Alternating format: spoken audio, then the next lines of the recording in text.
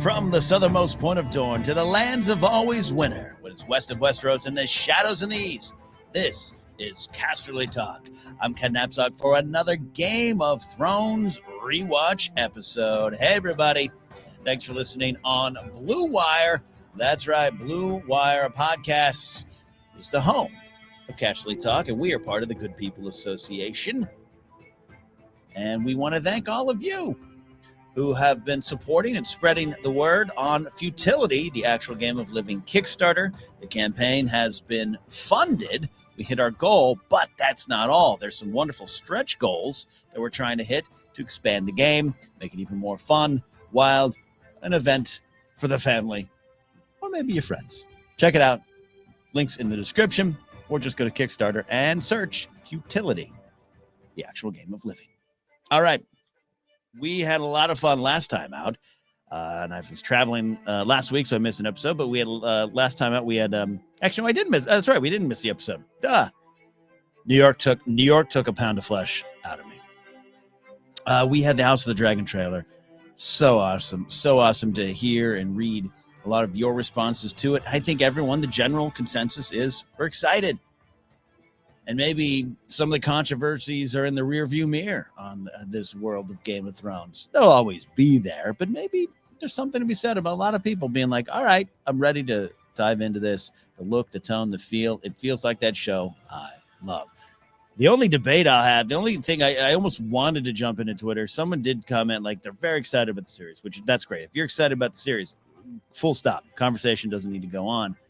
But they're kind of like, it looks like the show and it looks like the book that I read, taking a shot at the show. And I as we dive into another rewatch episode here, we're going into season 3, episode 7, The Bear and the Maiden Fair. I can't say enough, but how many times I just think the show was doing its own thing from the beginning. The roadmap might have been a little more clear and a little more clear to the audience early on, but I don't think they ever really intended to be fully on it. In fact, one of the reasons that we kind of can look at that is in this episode. We're going to dive in right here, right now. It begins. Season 3, episode 7, episode 27 overall, The Bear and the Maiden Fair, which was going to be called Autumn Showers, Autumn Rains at one point. Chains at one point was the title of the episode. The reason we know that is the main writer of this episode announced that on his blog, because the main writer of this episode is George R.R. Martin.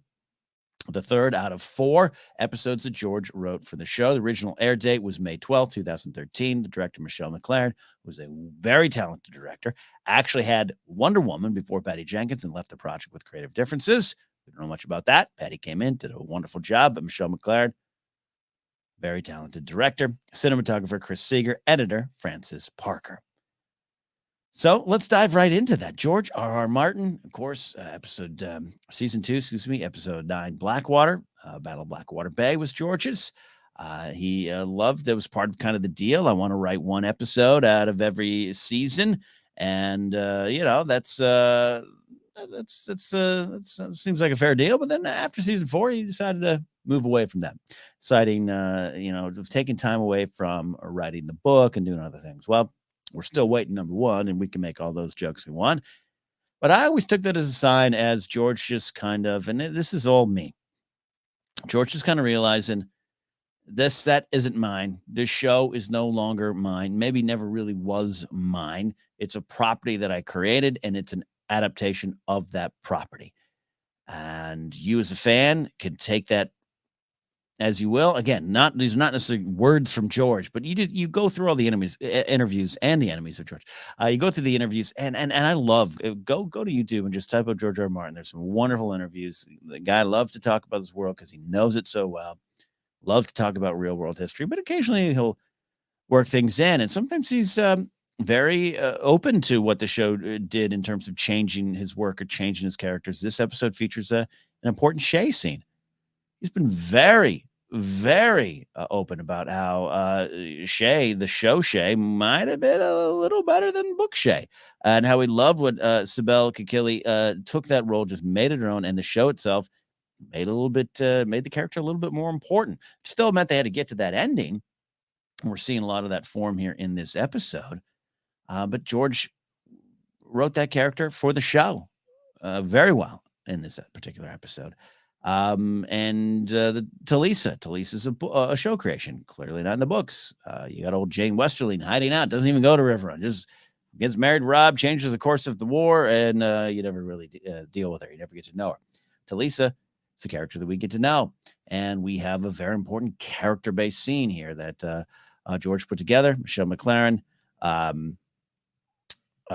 Michelle MacLaren did an amazing job as a director. We're going to dive into the details there. But anyways, going to the overall picture, George, even George realizes the show was setting out to do what it needed to do.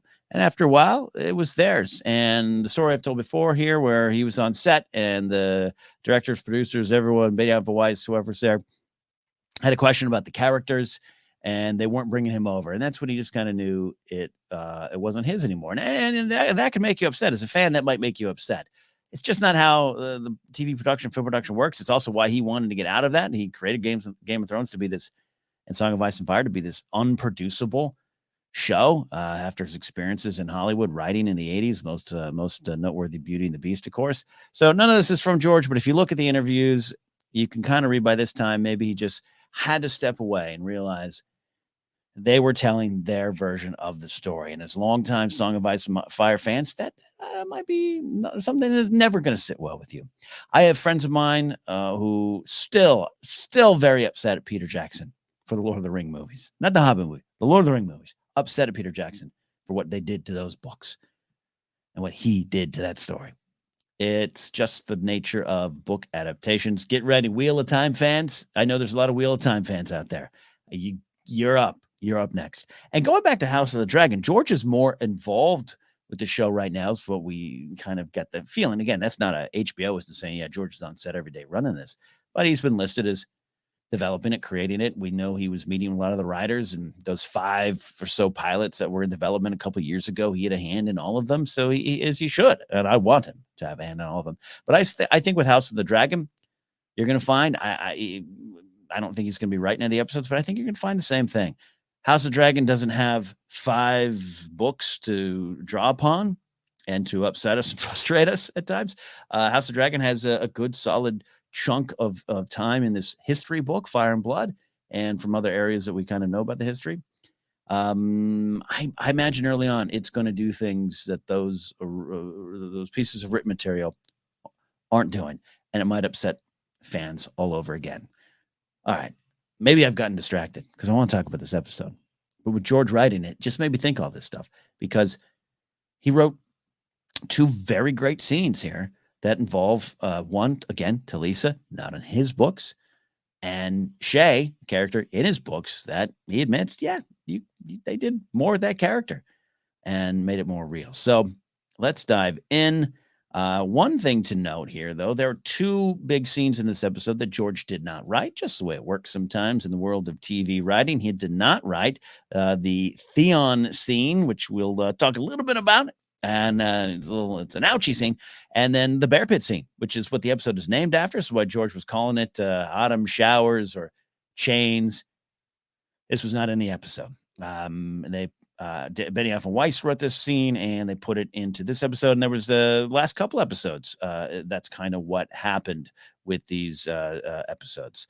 And that's how it does. You find a scene, it works better in the previous episode or maybe the next episode. That's how it works here. So another thing that we've been tracking all through season 3. Season 3 is it's by this time is Game of Thrones is definitely here to stay. It's definitely a very popular show. In fact, the previous episodes, each one of them set a viewer mark. This one, and we talked a little bit last time out in season 3, episode 6, which was a little bit of a slower episode, a little bit of resetting the table for what's going to come in the latter half of the show, latter half of the season. This episode had 4.84 million viewers. Still good. I'd take that. But it's a decrease of over 500,000 compared to the previous week, which is not about this episode. It is, as we talked about last time, about the last episode. It's just the way it kind of works. That's still weird to me, though. If you're watching the show, this show, Casterly Talk, if you're watching it now, you're invested in Game of Thrones. You're invested in Song of Ice and Fire, and you can't wait to get invested in House of the Dragon. I just can't, man. 3 seasons into a show, just not tuning in the next week because previous episode bored you. It's not me, but apparently over 500,000 were in that boat. Let us talk about the reaction then and the legacy now. I love kind of looking at these episodes, what they mean to the story, things with more meaning. We'll dive into the themes and lessons in a little bit. So this is a period of time I had not read ahead of the show. As I said, there's a lot of different entry points into A Song of Ice and Fire and Game of Thrones. My entry point was the show first, picked up the books. Season 1, read book 1. Season 2, read book 2. Then came to this weird point where, like, well, I know season 3 and 4 seem to be kind of an adaptation of book 3, Storm of Swords. Do I go ahead of it? I just decided, you know what, I'm going to watch the show as it rolls out in front of me. I had heard of something called the Red Wedding. I didn't quite know. I didn't know what was coming. I thought Rob was going to go take Casterly rock, which, by the way, I almost did it right there. Last time out, I kept saying Rob is going to take Casterly talk. He can invade this podcast anytime he wants. Sorry, it's just bad habit. But he was going to go get Casterly rock. I loved that. I was rooting for that. I thought that was going to be the big battle in season 3, the end of season 3. Little did I know, Doom was on the way. Also, so when I saw the titles of the episodes, as they often do, where here's the episode titles for the season, I saw this one, The Bear and the Maiden Fair, and I text one of my friends who's a book reader, but a big show fan at the time. I said, hey, I can't, this episode's going to break my heart. Do you see the list of episodes? Episode 7, The Bear and the Maiden Fair. Very clearly, this is about Jorah and Dany, and Jorah's going to die. And Jorah's my guy. I love Stannis. I love Davos. I love Mance Rayder. I love the old crusty guys, the old grumpy characters in the backgrounds here. I love Jorah. This is it. He's going to go out. He's going to sacrifice himself for Dany. I just can't deal with it. And she kept quiet. She had an idea. It was not that. So I've went into this episode like just emotional walls up, ready to lose my man Jorah. That would happen a little bit later. In fact, I'm still staring. I'm staring across my studio at the Funko Pop of Jorah's last stand, the Funko Pop action scene with Dany and him side by side, swords out, flames all around. I'm looking at it now, off camera. You can't, and it's making me sad. So that was how I went into this episode. And I was so relieved that Jorah was alive that I overlooked perhaps some of the obvious signs that we were heading towards some kind of disaster, and very soon with Robb Stark.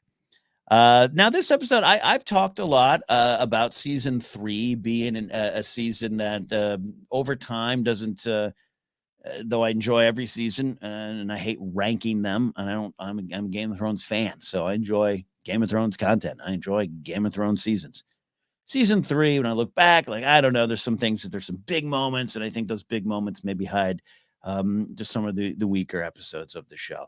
I think there's still some of that there for me, but I've just had a lot of fun diving in this time around on this rewatch. I've rewatched them a lot, but in this rewatch, because I'm focusing on the themes and the lessons and what the show is telling us as it leads towards what happened in season 8.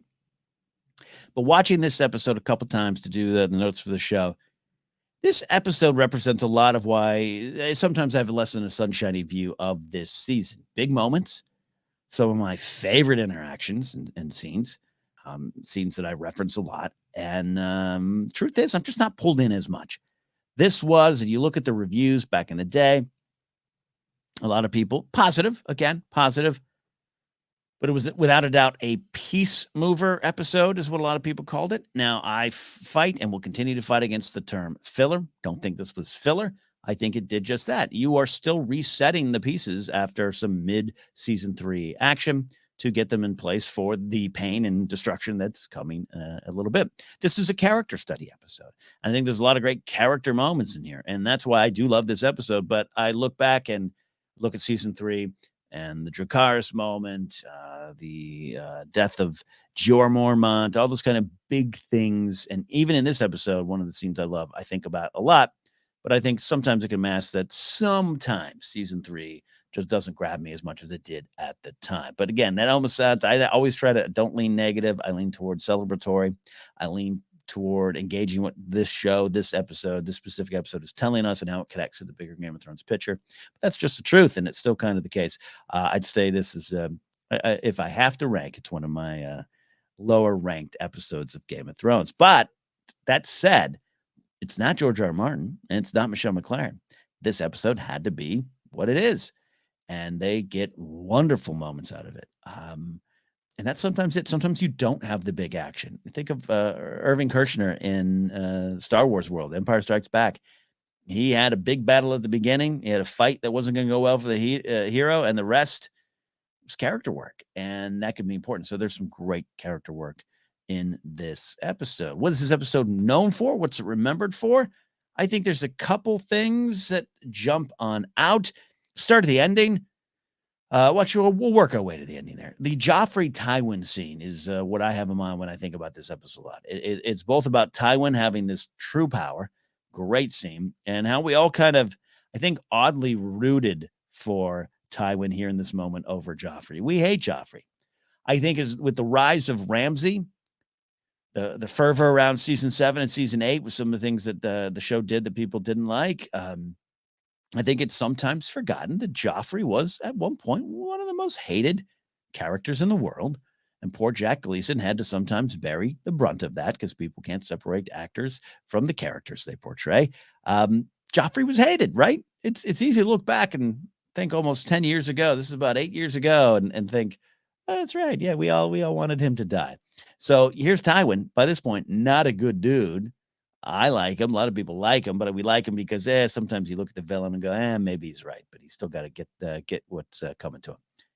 In this scene, and we're going to talk about it a little bit later, of course, but I think people were rooting for Tywin, which put us all in a weird spot. It's Tywin versus Joffrey. But then you look back and some of the stuff Joffrey was saying in this particular scene, I don't know, might mean he was actually right. So people remember that. A lot of this episode's remember for Dany going to Yunkai and decide she's going to use her power and position and her purpose for good. I think that's pretty big. It is a smaller scene in the episode. It's a great scene, but I think if you're looking towards what happens to Dany, I believe a lot of what happens to her are things that the world does to her. And I love this scene, the Yunkai scene. And I love connecting it to season 8. Love connecting it to the bells. Love thinking back to this moment of what Dany felt she was called to do with her position of power, challenged as it was, and how it was received all along the way. So we'll come back to that. Theon's emasculation scene. The old choppy chop. Ay. So I do like Miranda's arrival to the story. We have a fan comment about that later. It's another character. Charlotte Hope comes in. It's another one-off. But I got to tell you, I don't love this scene. It's one of the early trademark GOT scenes. That's a little bit sex position. I absolutely buy the intent of the scene. I think Ramsay Bolton is a frightening character. Chilling scene. This scene's been described as chilling, but you got the two girls coming in and just gratuitous, and getting Theon primed for this chopping. Again, I get the intent of the scene. A lot of the complaints, other than just the gratuitous nudity, perhaps, was that it just kind of was repetitive. And I get that. And this was one of the first big challenges of the show, as we've been discussing all season 3 long. In the books, we know there's this character Reek. You don't know what's going on. You don't know who's torturing him. There's just questions, and it's the big reveal later on is heartbreaking, but also it's this journey that's confusing at times. It's kind of special. The book experience with Reek is different. It's unique. Show you can't. Alfie Allen's face is on the screen right from the beginning here in season 3. So you got to kind of stretch it out a bit, and you got to kind of keep it running alongside the other plot points. I think it's important stuff. I think this particular scene makes me feel for Theon even more in season 7, 8, and later in the show. The scene has to happen. It's a big important scene just in terms of another moment where Game of Thrones takes the thing that is a part of that person's identity what they use to identify themselves. And for Theon, quite frankly, it is his prowess and what he felt that made him and what that felt he had a right to. And it's not all good things here. This was a complete breaking down of Theon as a character. So it's important. I just, the scene itself doesn't work for me, and that's just the way it is for me there. Final one that I think this episode is known for, of course, as I said before, this is Jaime saving Brienne. And looking back, and I think it's a great ending. I really do. But it's interesting to remember that the public this is in the lighter days of Twitter. The public kind of jumped online right after and made fun of this for being the Anchorman ending. And it's hard not to see that if you've all seen the Will Ferrell comedy Anchorman. This is, quite frankly, literally how it ends. This was already in existence before, so you could accuse Anchorman of doing the Song of Ice and Fire ending, I suppose. But this, as it played out on screen, did lose a little bit of the impact. It did for me. Now I like it. Years later, I don't sit there and connect it to Anchorman over and over and over again. But at the time, I kind of thought, oh, wow, we just almost kind of just recently saw this in Anchorman. Sure enough, the public kind of picked up on that. And I thought undercut what was a powerful moment and a powerful decision for Jaime Lannister. But people remember it, good or bad. That's what it's known for. Looking at the impact on the story, big things that move us forward. Looking back, fun to see that, well, not fun. I will start with a fun one. The greatest sitcom begins. The Hound kidnaps Arya. Arya and the Hound, their adventures. We all kind of wanted that spin-off show within the show. We could have just done season 4. And then on Sundays and maybe after, which what used to be, Veep or so used to be after Game of Thrones, or wasn't it? Veep was before. Can't remember. The HBO Sunday night lineup. And then if they had just done an episode of Game of Thrones and then a half-hour episode of the Hound and Arya show, we all would have been on board. That starts in this episode here. Important stuff, though, because Arya can't quite get home, the frustration that she's going to feel as she goes across the land. And we're going to get some great stuff with Arya and the Hound very soon here, but it all leads to their part or not participating in the Red Wedding, thankfully. But Arya can't get home. She can't get home. She can't get home for the entire time until she decides to go home and then finds out that ain't home. It is an important journey for Arya that really starts to kick up into high gear in this episode. Brief little moment. I love the moment where we finally get more on Osha and her backstory, talking about her husband, Bruni. He's a good man, and I was his, and he was mine. And the chilling tale of the White Walkers, that carries a lot more meaning as the show builds on.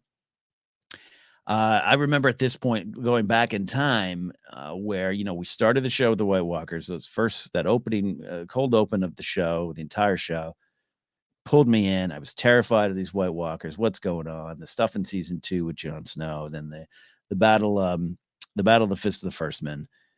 And it's weird though. The show kind of did a great job of just kind of putting that all in the background, right?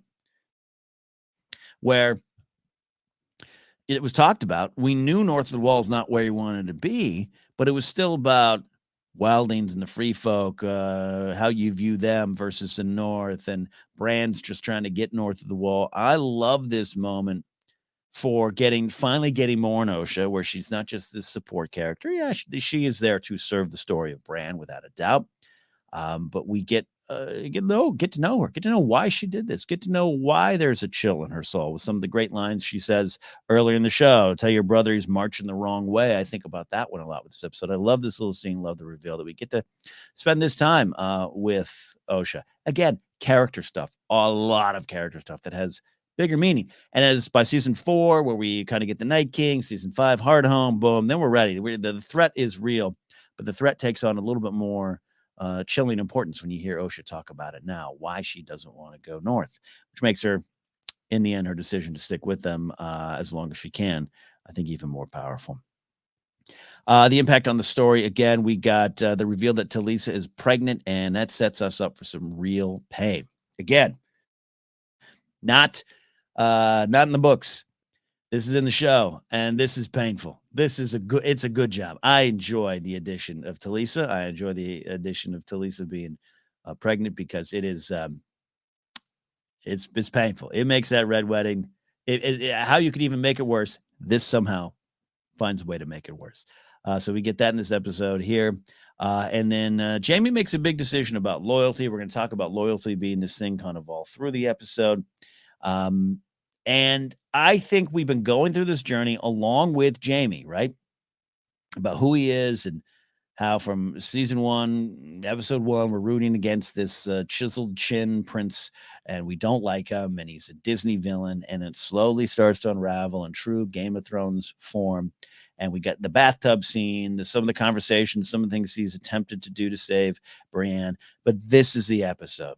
Jamie makes a decision to turn around, makes a decision to not leave her behind, realizes that even the words he said about the sapphires to Locke earlier in the season are now going to come back and get her killed, get her prior to that beaten, destroyed, raped. It's not going to be good, and Jamie can't let that happen. And he turns back to save her out of loyalty, out of an oath, and out of perhaps even, dare we say it, Jamie, the kindness of your heart. And we like Jamie. And that's one of the things this impacts the story, but I always like to include the impact on us. And I think as an audience, when the credits roll and the Bear of the Maiden Fair starts playing with it's a Hold Steady doing that, Craig Finn and the Hold Steady. I think that is. Someone maybe double check. We'll double check on that there. There's a lot of great bands that pop up in the show. So yeah, I think as the show goes to credits, I personally was just like, I think I'm doing it. I think I'm rooting for Jamie Lannister. So definitely an impact on us and definitely an impact on the story. The final one I want to go back to Daenerys meeting with Razdal Moraz in Yunkai. Great scene. And we've been tracking all along Dany and the emotional kind of path, the groundwork they're laying in front of her and us as an audience. We always go to Tyrion saying, we cheered her all along as she burned these evil men. She has gotten the army. We're still in the afterglow of her freeing the Unsullied. We've had some great moments on the road up to Yunkai, sliding them out of Astapor. We are so behind her in this scene, and you should be behind her. And that's what I've always said about the journey of Daenerys Targaryen. We should be rooting her on, right? Burning all these horrible men. But how you fight is a big question. It's one of the big questions we always ruminate on in Star Wars. How you fight means more than just simply winning the fight. Now, Bronn would argue against that. Even Jorah would argue against that. And the show challenges you on that. It wants to. There's no easy answers here. There's no easy answers for me as a viewer. There's no easy answers for me to get behind as a Game of Thrones commentator or pundit, whatever you want to call it. I love the journey of Dany because of not what happens, but because of what it hopefully can teach us. And I talked about the connection to the Bells moments. I've talked about it a lot because that's a big moment that people have problems with, an episode people have problems with, and part of the decision people have problems with. I'm never here. By the way, if you're just kind of sliding through and you're like, who's this jerk talking about this, trying to convince me? I'm not here to ever convince anyone to like an episode, a character, a moment, a season, or the show. If you don't, there's always going to be what ifs and always things they could have done, and there's little things along the way. Talked to a friend recently, was like, I actually love season 8. I love the ending. I just don't like how we got to some of those big moments, and I think that's fair. And I think Benioff and Weiss and their entire team would look at it and be honest and be like, we'd probably start doing things different along the way here. And if you get to the end of that journey and then you get to go back and do it again, they'd probably do it different along the way. I'll re-record the first 20 minutes of the show. We as creators always look back and go, hey, there's different ways to do it. You make a choice in the moment and you see where that takes you. And I think they make some powerful choices with Dany. And in this moment, Dany she's acquiring, I don't say has all the power. She is acquiring power. She has these growing dragons. Not ready yet, but they're real. and they're spectacular. She has this army. Doesn't have all the numbers, but she has an army. She doesn't have the ships to get them to where she needs to go. And she is on this journey. She has come racing out of Astapor, freeing slaves, freeing this army. They're fighting with her willingly. She's burned horrible men, all in the name of the Iron Throne, her destiny, what she feels. Destiny is just something that takes you to the next choice. That's how I feel about it. This is her next choice. She comes to Yunkai. They're not going to play ball. Talk a little bit later on about some of the themes I feel that are in the show about sex and politics and gender and politics. But in this moment, I think Dany realizes I do have power. I do have this purpose. And up until now, the purpose was for me to get to the Iron Throne. But I think I can do something more with my power. Jorah wants her to kind of stand down. These wise masters are not going to work with you here. Leave the city. There's no reason to save the city. And she says, how many slaves are there? 200,000. And there's 200,000 reasons to save the city. That's tremendously noble, right? That is said with great purpose. Dany believes, and she is that college. Breaker of chains is not just some title to pump up her ego. It's something that's in her heart. It's something that's in her soul. And I believe in this moment, she decides, if I'm going to sit on the Iron Throne. Now, later in Marine, she learns, if I'm going to sit on the Iron Throne, I need to learn how to be maybe a better leader. That's a different struggle. And Dany makes mistakes along the way. Can't wait to discuss that. But I think here in this moment, she's got some victories under her belt here, not unlike Robb. But I think she really gets it. I am put in this position to not just race towards the Iron Throne and sit on it and rule. I can use that goal. I can use that purpose. I can use my growing power to help people, because that's what I want to do. I'm going to wipe out these horrible men, and I'm going to do it my way. I'm going to put dragons in front of their faces. If they don't want to go along with my plan, I will burn them down, because I want to help the people. So when eventually what starts happening is those very people start rejecting her as a leader, as a savior. She's not Misa anymore to all the people. I think that starts the tweaking of her soul, the tweaking of her mind, and the way she's treated later on, the way she's treated by the land, the way she's overlooked as a woman. There's a lot of things that I think start happening to her that start chipping away at the Dany we see in this episode. At the Dany sitting there, yeah, she's got some ego. Yeah, she's got some dragons. I'd be cocky too, throwing meat in the air. You want a gift? I'll give you a gift. Your life, because I'll kill you if you don't go along with me. And we're cheering because we should be, because she wants to free 200,000 slaves. She wants to free this city. She wants to free this city. But I think this Dany is the one that would look at what Dany did later on and be like, yeah, I almost get it, because look what I was trying to do and look what they're rejecting. And now it's just about everything I want is everything that I believe belongs to me. I can't get to because people are rejecting me. And I think of this Dany going into Yunkai, not Dany coming out of Astapor.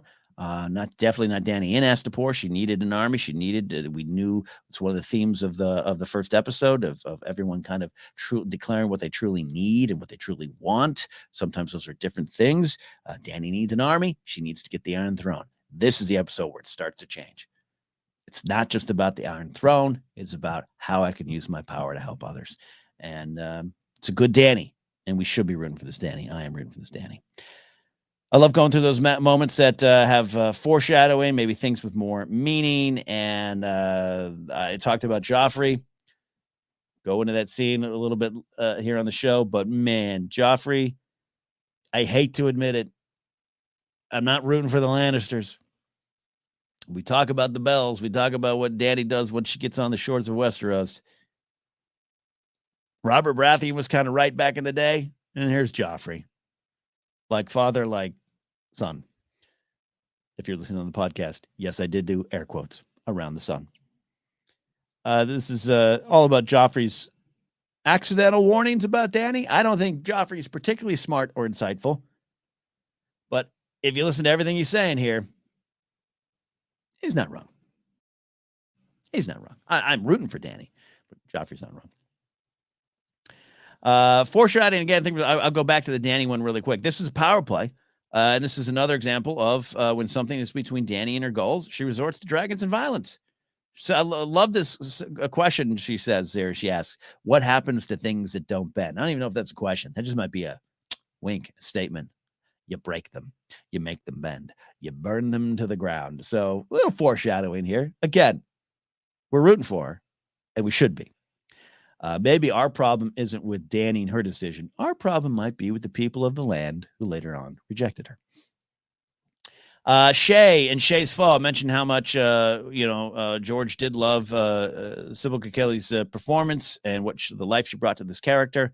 We know where we got to go. The creators of the show know where they need to take Shay, but how do you take it from just a kind of a in the background sex worker character, and how do you actually make her this living, breathing character? I do think they succeed. I think Shay is one of the better adaptations from book to show. This scene is painful to watch. This is her fall. She always Tyrion tells her, "You'll always be my lady." Man, you look at what happens, and this is one of those moments. And then, like I said, I was so caught up on being worried about Jorah dying in this episode, and so thought Robb Stark was going to save the day and go to Casterly Rock and destroy the Lannisters' homeland and take it for himself there and turn the tide of the war. So certain, because of course he's going to get revenge for Ned, right? That I missed, Roose Bolton traveling to the twins, the whole Jaime Lannister conversation, the Lannisters send their regards. I just went, oh yeah, Jaime is kind of being a little prickish. Yeah, that's Jaime. Even if I like him, he's kind of, that's what he is. And Roose, I don't know about Roose anyway. Now this means everything. So I love going back and just revisiting that. Even though I've rewatched this show and rewatched these episodes so many times, I still love reliving just me overlooking Roose as a just complete a-hole. Love Brienne invoking oaths, wants Jaime to keep his word. That's big. You look back now, it's just such a part of Brienne's character. Love too that we get some great moments with Jon and Ygritte at that mill. That's the scene of their shall we say, first breakup. And I love that they got that little hunting scene, and Ygritte doesn't miss the deer with her bow and arrow. She's a dead shot. And Jon says, there's no way you can hit it. And you hit it. It's too far. She gives him the look, and then you cut to them carrying the body of the slain deer. So when she misses Jon later, doesn't hit him square in the chest at close range, we know it was either she completely, totally meant to do that, or just was so heartbroken she couldn't do it. So I love that this setting us up for that moment later. Love this little one. I don't think I really truly thought about it until this rewatch moment. This is one of my second rewatch since season 8 ended here. But Qyburn, who we love Qyburn around these parts. Anton Lesser's just so good, so creepy. Love everything with him and what he does with this character. I can't even say just horrible character. Like he's just Qyburn. Was he wronged by the Citadel? I don't know. Was he kicked out for doing experiments that could have helped people later on? Or was he just really kind of a creepy dark wizard, a wannabe dark wizard? I don't know. But I love having the conversation with Jaime and asking, about how many people's lives you've saved when Qyburn's talking about his research and his experiments. I love that Jaime says, I saved about 500,000 people in King's Landing, and I know there's been some chat on Game of Thrones wikis and forums about that number maybe not being completely accurate. Whatever, we all get it. But I love that Qyburn is hearing about Jaime saving King's Landing from being blown up by wildfire, and Qyburn's willingness to help Cersei with some of that later on about the rumors are true, and then what happens in season 6. So just love that little moment there. We always love taking your questions or tweets, comments. You can do that by following me on Twitter at @Knapsack. Don't forget to follow Good People GPA and use the hashtag Casterly Talk. I can bring it up here. I got to redo this lower third if you're watching on the old YouTube there.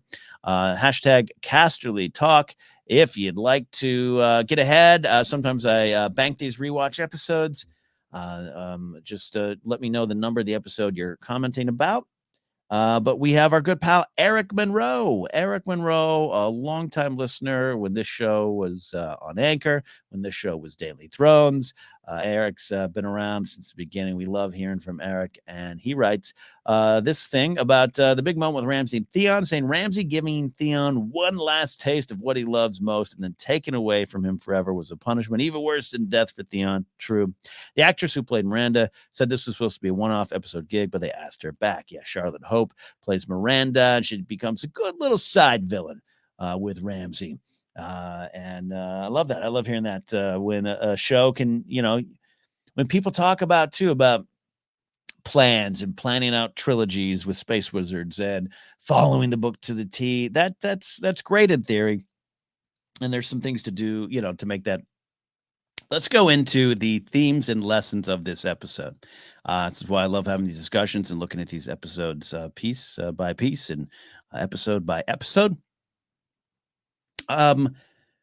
There aren't as many prevalent themes in this episode. Again, this is an episode that needs to. It's a character study, and it's getting people into some positions. But in doing so, and sometimes that's what you have to do. You need to have it make sense, and you were able to kind of slow down and have some great character moments, and that makes some of the losses or even some of the victories later mean that much more. So, a couple, the big one that it's kind of clearly stated is loyalty. We got that great moment up top. We got some Jon and Ygritte stuff, and I do love talking about favorite lines and scenes as we often do here. I love Ygritte always teasing Jon, always mocking him, always kind of poking him inside. That's the kind of relationship they have when she's talking about the armies and why do you have a drummer? Why do you keep the rhythm for the soldiers? And the whole left foot, right foot, left foot, right foot. Love the moment. It's cute. It's endearing. There's a lot to that there. And you have the interaction with Orell and Jon, and Jon's a little upset as, you cut me off that wall. I know what you did. And Orell says, I cut her loose too. You don't see her sulking about it. That's because she knows the way things are. To which Jon, early on, this is again season 3, still kind of early on in his arc. All right, well, tell me what things are. I love what Orell Skinginger says to him. People work together when it suits them. They're loyal when it suits them. They love each other when it suits them, and they kill each other when it suits them. She knows this, you don't, which is why you'll never hold on to her. Hard truth there. We love that the show often gives some hard truths to people, whether they want to face them or not. So there's something here in the journey of Jon. Again, I love season 3, what season 3 does to Jon. It picks up on season 2 with Ygritte changing his perspective. And I think season 3 changes or starts to change Jon's goal. That conversation with Mance about, you want to be a hero. And Jon still is believing here, and I still think he's holding to the Qhorin half-hand plan of attack, join, infiltrate, and help us defeat from within. So I still think Jon's doing that and conflicted at best because of what Ygritte has kind of introduced to his life, change perspective. And I think, again, change of goal. And this is, I consider this a bit of a key moment. It's a lower key moment for Jon, but everything Orell's saying here plays out in this episode. I think there's different versions of loyalty. Roos's loyalty clearly slides when it helps him. Walder Frey's loyalty slides when it helps him. I think Jaime's loyalty is true. I think it's a powerful decision, but we know even later on, his loyalties are frayed, his loyalties are tried and tested, and sometimes he makes decisions that would go against the loyalty here. And Dany is going around gaining loyalty of many people, and she'll experience great loss and let loyalty not mean as much when other people either take actions or their past actions come to light. So it's a big theme, loyalty, and what it means in this land. And I think Orell's, for right or wrong, I think he's right, for good or bad. The other big themes in this episode I love, and again, it's not just the themes in the show, it's what the show's telling us, it's telling about the characters, and the little lessons it can give for us all. That's the staying power of these type of shows. Dreams and perspectives shattered. Jon and Ygritte and the truth about each other. When he tells her, if you attack the wall, you'll die. All of us. She comes back with all of us, because he's in the you, not us type of mentality. It slips a little bit here. And I think this dream that Ygritte has, this tra-la-la-la-la castle dream that Ygritte has deep down inside. I think she wants to attack the wall. She wants to attack Castle Black. Absolutely. She's not going against that. She's free folk to the core. But the idea of staying in that cave and that life she wants to lead with Jon, it's shattered in this moment. She just hasn't faced it yet, I think. We have Sansa's dreams of a fairy tale life being shattered. Shae and her dreams of life with Tyrion are shattered. Gendry loses his true identity. So we've got, learns of his true identity, which means we've got, Sansa, it's a tragedy. Her fairy tale dream was shattered long ago, but now she can't deny it anymore. And the Tyrion wedding and Baelish has sailed away, and that's what she's kind of talking about here with Marjorie. It just feels like a stupid girl. She just wanted to come to this land and be a happy little princess and maybe a happy little queen, and that's all gone. So she's having to face that. Shae kind of knew the lay of the land. Again, is it right? No. How the world views her.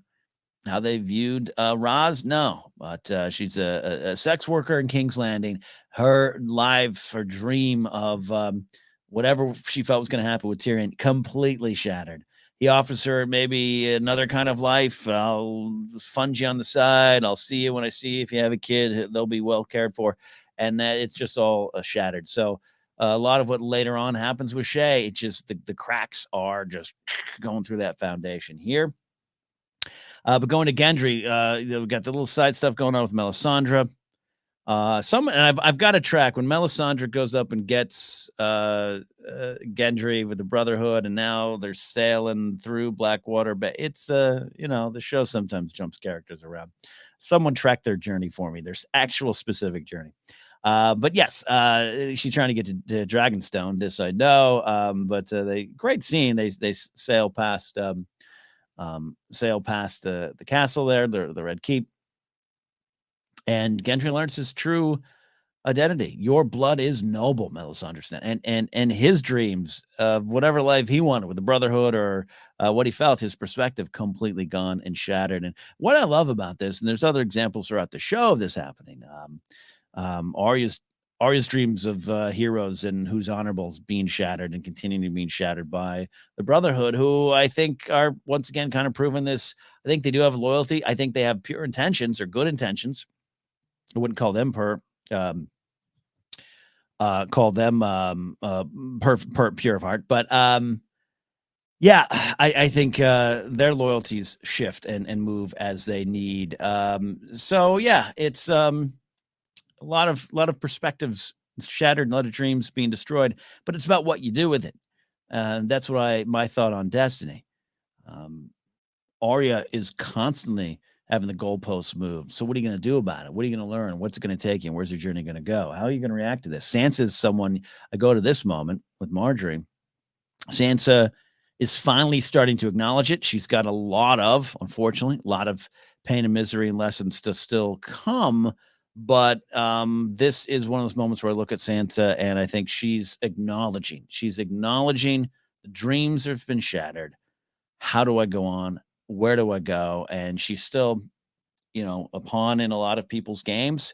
She'll eventually take that power for herself. But I look back in this episode and again, talk about character moments. I think it's an underrated Sansa moment for facing that. One of the other big themes in here as we start to wrap up the discussion on the show today is the politics of sex. I was trying to connect it, trying to see, and sometimes that's what I love about looking at these shows and seeing what's there for you. What is a connective thread? It's amazing sometimes you start watching these episodes about what is there, what is the show trying to tell me?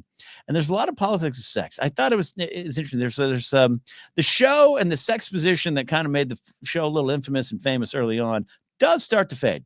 The sex doesn't disappear, but it's not as gratuitous later on. You could argue maybe some individual moments, and there's definitely some problematic moments later on, to be clear. But the season 1, season 2 vibe into season 3, it does start to change. But this episode has a lot of talk about sex. It's written by George R.R. Martin, and he's written some things that sometimes you're like, yeah, okay, George. But it's got Michelle MacLaren directing it, so I'm like, what is she? As a director, what was she putting in here? And I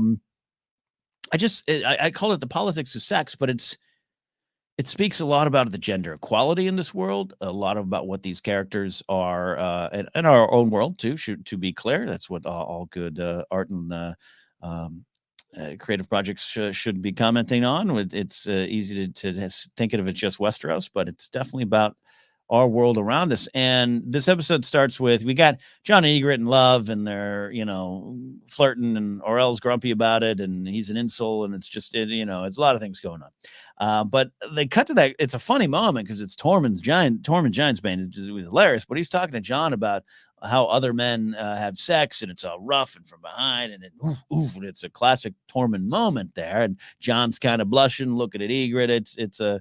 It can be considered a one-off moment, but it really is about how men view women in this land as these things to conquest, and as these pieces on the map. And there's a lot of about Game of Thrones about these female characters have to try to rise above it, and sometimes they do, and sometimes they lose themselves in the process, which I contend I wouldn't call that their fault, but you still have choices along the way. So when your dreams are shattered, how do you move on forward? I don't know. Smarter folks than me can figure that all out, but I love that this from that Tormund moment up top all the way through, you start kind of seeing it, sex as identity, sex as power, sex as politics of the land. Because got the great conversation with Marjorie and Sansa, which goes into the walking conversation when Sansa kind of in a lighter moment realizes, all right, even if I accept this thing that I have to marry Tyrion, oh my gosh, we'll have children, which means I have to, and I don't really, and people look down on him in society, and it wasn't, again, Sansa's not her dashing prince dream that she probably had as a young woman, and Marjorie handles it so well, in control, playing the game as she is, but just also protecting Sansa as well. I think there's an actual love and respect and care between them, from Marjorie to Sansa and vice versa. But it's a great scene with Marjorie. Now, Marjorie and her maidenhood is something that I don't want to say it's a running joke, but it comes up a lot during the show, where Renly defends her, and a lot of people are like, oh yeah, she's a virgin, right? Yeah, I think so. Yeah. And then Joffrey brings it up with, you didn't consummate with Renly, and it comes up a lot. But this is my favorite one, with Marjorie goes on this great conversation, this great moment that has this great line: most women don't know what they like until they've tried it, and unfortunately, so few of us get to try things. And Sansa turns to her and says, how do you know so much? Did your mother teach you? And Marjorie says with a smile, yes, sweet girl, my mother taught me. But I love what it says about Marjorie, her views of the world, trying to rise above this, trying to switch the power dynamic around. At best make it equal, but maybe flip it completely on its head. And coupling that with the Tormund moment, most men just do this. And here's Marjorie going, most women don't get to experience and find out what we like. We just have to take what's given in this horrible land, this horrible situation, which goes immediately into, we got Sansa going, I'm too young, and Tyrion, no, I don't know about this, going to Bronn, who I love Bronn, but Bronn's a scoundrel, and Bronn and Tyrion talking about Sansa, and it's an uncomfortable conversation. She is too young. It should make you feel a little icky, but here's Tyrion trying to deny that he even finds her attractive, trying to deny the situation by Bronn puts those evil thoughts in his head. Funny little scene, because I love their interactions, but again, it's playing with the politics of the sex. Men are considered in control. Women, like I said, pieces to move and take and conquest. And Dany kind of runs up against that in Yunkai. I think it's a part of what she feels. I think she sits down in Yunkai, and here comes good old Razdal Moiraz, and he goes to meet her, and he's got the pomp and circumstance and the gold, and he's ready to kind of just flex his muscles, as he probably has. Hey, many armies have tried to take this city, and many armies have have fallen before our gates, and it's gonna be no different for you, little girl. And I think that's also part of what Dany feels here. She felt it all along the way, arranged marriage, taken against her will, all these kind of things. But now here in this moment, she feels the tables are turning. That wheel is turning, and she wants to break it, as we know. But that's, again, part of what I think she doubles down on here in this scene. And then finally, Theon loses what was once his only identity. And that shouldn't have been the case with Theon, but that's what he was, right? Jaime loses his sword fighting hand. Theon loses his beep. And you know what? That's everything Theon thought he was, everything he tied his identity to. His absolute life and dreams and perspectives have been shattered here. But now he feels... among other things, because it's torturous and all the bad things, but it's like, who is he? He's nothing in this land. Even later on, Balon Greyjoy, his own father, upon finding out this information, will say he's no son of mine. Theon's lost everything. He's lost power. And this entire episode just continues to lay that out, the power of the sex dynamic and the sex arrangement and the politics of sex in this land and the gender inequality in this land.